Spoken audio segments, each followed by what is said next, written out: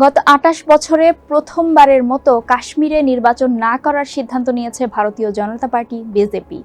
এমন এক সময়ে বর্তমান প্রধানমন্ত্রী মোদির দল এই সিদ্ধান্ত নিল যখন ওই অঞ্চলের বিজেপির প্রার্থীরা আশায় বুক বেঁধেছিল। তবে সমালোচকরা বলছেন মুসলিম অধ্যুষিত ওই অঞ্চলে হেরে যাওয়ার ভয়েই মোদি প্রার্থী দিচ্ছেন না। চলুন জেনে নেই কি বলছে বিজেপি। সঙ্গে আছি আমি রুকাইয়া জহির। ভারত শাসিত কাশ্মীরের বিশেষ মর্যাদা তুলে দেওয়ার ৪ বছরেরও বেশি সময় পরও শাসক ভারতীয় জনতা পার্টি বা বিজেপি সেখানে এই বছরের সাধারণ নির্বাচনে প্রতিদ্বন্দ্বিতা না করার সিদ্ধান্ত নিয়েছে। যদিও সেখানে নরেন্দ্র মোদীর সরকার নেটওয়ার্কের ওপর কঠোর অবরোধ আরোপ করেছে এবং ৩ জন সাবেক মুখ্যমন্ত্রী সহ কয়েকশো রাজনৈতিক নেতাকে কয়েক মাস ধরে জেলবন্দি করে রেখেছে। এটি ছাড়াও কাশ্মীর ও দিল্লির সম্পর্ক কয়েক দশক ধরেই উত্তেজনাপূর্ণ। ভারতীয় শাসনের বিরুদ্ধে বিদ্রোহ এবং এর বিরুদ্ধে সামরিক পদক্ষেপ গত ৩ দশকে হিমালয় অঞ্চলে হাজার হাজার মানুষের প্রাণ কেড়ে নিয়েছে। এই সম্পর্ক সবচেয়ে খারাপ হয় ২০১৯ সালে।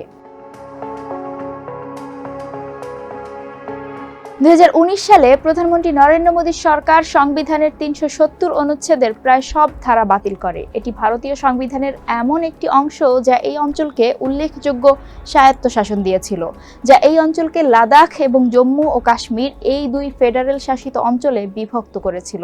এর মাধ্যমে ওই অঞ্চলের মানুষের নিজস্ব সংবিধান, একটি পৃথক পতাকা এবং আইন প্রণয়নের স্বাধীনতা দেওয়া হয়েছিল। যদিও পররাষ্ট্র, প্রতিরক্ষা এবং যোগাযোগ ফেডারেল সরকারের হাতেই সংরক্ষিত ছিল। ফলস্বরূপ জম্মু ও কাশ্মীরের স্থানীয় সরকার স্থায়ী বসবাস, সম্পত্তির মালিকানা এবং মৌলিক অধিকার সম্পর্কিত নিজস্ব নিয়ম তৈরি করে। তারা রাজ্যের বাইরের ভারতীয়দের সম্পত্তি ক্রয় বা সেখানে বসতি স্থাপনে বাধা দিতে পারত, কিন্তু মোদি ক্ষমতায় বসে সেই ক্ষমতা খর্ব করে। তারপর থেকে মোদি এবং তার মন্ত্রীরা ২০১৯ সালের সিদ্ধান্তকে বারবার যুগান্তকারী এবং এই অঞ্চলের শান্তি প্রতিষ্ঠাকারী হিসেবে দাবি করে আসছেন। কিন্তু তাতেও লাভ হয়নি। এরপর গত কয়েক বছরে স্থানীয় বিজেপি নেতারাও ডোর টু ডোর প্রচারাভিযান করে কাশ্মীরের সমর্থনের ভিত্তি প্রসারিত করতে ব্যাপকভাবে কাজ করেছেন। ফলে চলমান সাধারণ নির্বাচনে কোনো প্রার্থীকে না দাঁড় করানোর দলের সিদ্ধান্তে অনেকেই বিস্মিত হয়েছেন। যদিও হিন্দু সংখ্যাগরিষ্ঠ জম্মুর ২টি আসনে বিজেপির প্রার্থী আছে, কিন্তু মুসলিম সংখ্যাগরিষ্ঠ কাশ্মীর উপত্যকার ৩টি আসনে কেউ নেই। জম্মু ও কাশ্মীরের বিজেপির প্রধান মুখপাত্র দাবি করেছেন তাদের মূল লক্ষ্য নির্বাচন নয়, বরং জনগণের হৃদয় জয় করা।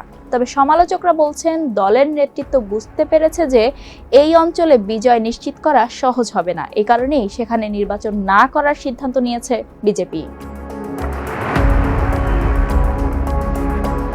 বিশ্লেষকরা বলছেন কিছু এলাকায় নির্বাচনী সাফল্য সত্ত্বেও বিজেপি কাশ্মীরের মাটিতে নিজেদের প্রভাব তৈরি করতে ব্যর্থ হয়েছে। এই অঞ্চলের সাবেক মুখ্যমন্ত্রী এবং ন্যাশনাল কনফারেন্স দলের সদস্য ওমর আবদুল্লাহ বলেছেন, অনুচ্ছেদ ৩৭০ বাতিল করায় মানুষ খুশি হলে বিজেপি লড়াই করতে দ্বিধা করত না। স্থানীয় ও বিরোধী দলের নেতারা বলছেন ৩৭০ বাতিল সহ আরও কিছু কারণ মানুষের মধ্যে বিচ্ছিন্নতার অনুভূতি বাড়িয়েছে। এর মধ্যে রয়েছে উচ্চ বেকারত্বের হার, রাজনীতিতে স্থানীয় প্রতিনিধিত্বের অনুপস্থিতি এবং নিরাপত্তা বাহিনীকে কাজে লাগিয়ে মানবাধিকার লঙ্ঘনের অভিযোগ।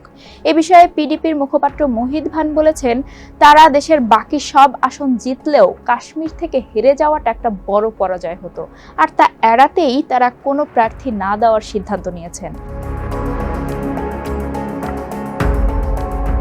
জম্মু ও কাশ্মীরে ৫ দফায় ভোট হচ্ছে। আবদুল্লাহর এনসি ছাড়াও প্রার্থীদের মধ্যে রয়েছে People's Democratic Party, People's Conference এবং জম্মু ও কাশ্মীর আপনি পার্টি। ভারতের প্রধান বিরোধী দল কংগ্রেসও প্রতিদ্বন্দ্বিতা করছে এই অঞ্চলে।